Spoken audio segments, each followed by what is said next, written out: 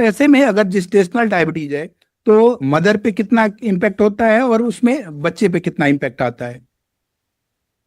देखिए, यहाँ पर मदर के इम्पैक्ट की अगर हम शुरुआत से बात करें, जैसे मैंने स्टार्टिंग में तो चलिए पीसीओडी, रिकरेंट अबॉर्शन, इन सब चीजों को लिया था, लेकिन अब हम दो सिनेरियो लेके चलते हैं। दो एक सिचुएशन इमेजिन करते हैं। पहली वो सिचुएशन जिसमें पेशेंट को ऑलरेडी शुगर है।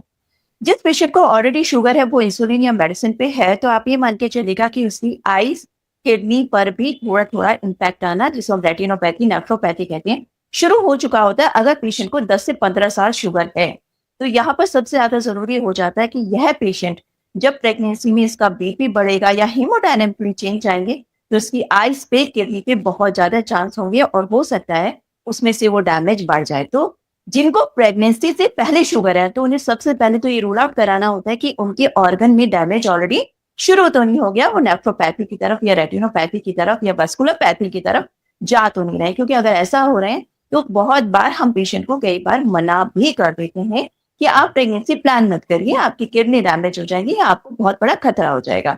उसके बाद हमें प्रेगनेंसी प्लान करनी चाहिए जिन लोगों को शुगर है, और फॉलिक एसिड का सेवन वो पहले से शुरू कर दें। अब ड्यूरिंग द प्रेगनेंसी इस पेशेंट को क्या रिस्क है? अगर हम बात करें पेशेंट की किडनी से रिलेटेड, इन सब से वो रिस्क तो है, क्योंकि डायबिटिक पेशेंट हमेशा हाइपरटेंसिव होगा, ये 99% श्योर होता है। जिन लोगों का शुगर बढ़ा होता है वो यूजुअली ओबीस होते हैं, उनमें इंसुलिन रेजिस्टेंस होता है, और जो पीआईएच के चांसेस हैं वो लगभग 10 टाइम्स बढ़ जाते हैं। यानी प्रेगनेंसी में जो बीपी बढ़ने के चांसेस बढ़ेंगे। जब प्रेगनेंसी में बीपी बढ़ेगा तो एपिलेप्सी कह लीजिए या दौरे, एक्लैम्सिया कहना चाहिए, दौरे पड़ने के चांस बढ़ जाएंगे। तो पेशेंट की जो बॉडी है उसमें वो हेड टू टो मेरे अनुसार कोई ऐसा ऑर्गन नहीं बचेगा जिसपे अफेक्ट आए। साथ में अगर पेशेंट की नॉर्मल डिलीवरी नहीं हो पाए, क्योंकि जब शुगर होता है तो बेबी मैक्रोसोमिया यानी बेबी का वेट ज्यादा होता है, जिसकी वजह से नॉर्मल डिलीवरी होने की संभावना कम हो जाती है। सिजेरियन होगा तो अपने आप में एक सर्जिकल आपका इम्प्लीकेशन हमारे बिना चाहते हुए ऐड हो गया, साथ में सूजन का इन्फेक्शन हो गया। तो अगर हम सारी चीजों को कोरिलेट करें तो शुगर हेड से लेके पैर तक कोई ऐसा ऑर्गन नहीं होगा जिसको अफेक्ट ना करके जाए। तो मैटरनल मोर्टेलिटी के चांस क्यों बढ़ जाएंगे? क्योंकि बेबी का साइज बड़ा होता है, पानी ज्यादा होता है, प्लेसेंटा बड़ा होता है, तो पीपीएच के चांस ज्यादा होता है, ब्लीडिंग ज्यादा होगी तो मैटरनल मोर्टेलिटी का रिस्क बढ़ जाएगा। तो सारी चीजें कहना चाहिए कि विशियस साइकिल है।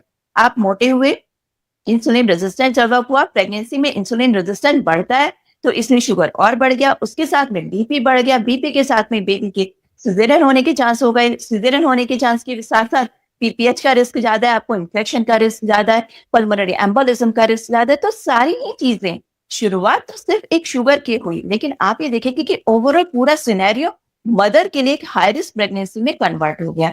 वहीं अगर हम बच्चे की बात करें तो बच्चे का जैसे कंजेनिटल मैलफॉर्मेशन तो मैंने आपको बताया, उसके अलावा सडन आईयूडी, जैसे कहते हैं कि माँ को पता ही नहीं चलता कि बच्चा पेट में कुछ कब खत्म हो गया, उसका सबसे बड़ा रीजन होता है कि मदर और बेबी का जो प्लेसेंटा ब्लड है, उसमें जो ब्लड सप्लाई है वो सडनली हैम्पर हो जाती है और मदर को इस चीज का आइडिया नहीं होता। और वो सबसे ज्यादा दुखदाई होता है डॉक्टर धनंजय आज के समय में। क्यों? क्योंकि जिस माँ और बच्चे के लिए माँ एक्सपेक्ट कर रही है 8 महीने तक, 8.5 महीने तक, और अचानक से जब उसे पता चलता है कि बच्चा पेट में खत्म हो गया, तो बहुत ही ट्रेजिक पूरी फैमिली के लिए हो जाता है। क्योंकि कहीं ना कहीं जो शुरुआत के अबॉर्शन है उसमें इंसान अपने मन को समझा लेता है कि हाँ चलो सफाई हो गई या बच्चा दिखता था, लेकिन पूरे दिन पे जब बच्चा खत्म होता है तो आप ये समझिए कि पूरा घर का जो सिस्टम है वो अंदर तक हिल जाता है कि हमारे साथ ही ऐसा क्यों। तो शुगर केवल शुगर नहीं है, बच्चे और माँ की डांट से संबंधित चीजें हैं। तो यही वाली चीजें हमें कहीं ना कहीं सोसाइटी को बतानी है कि शुगर को केवल शुगर नहीं।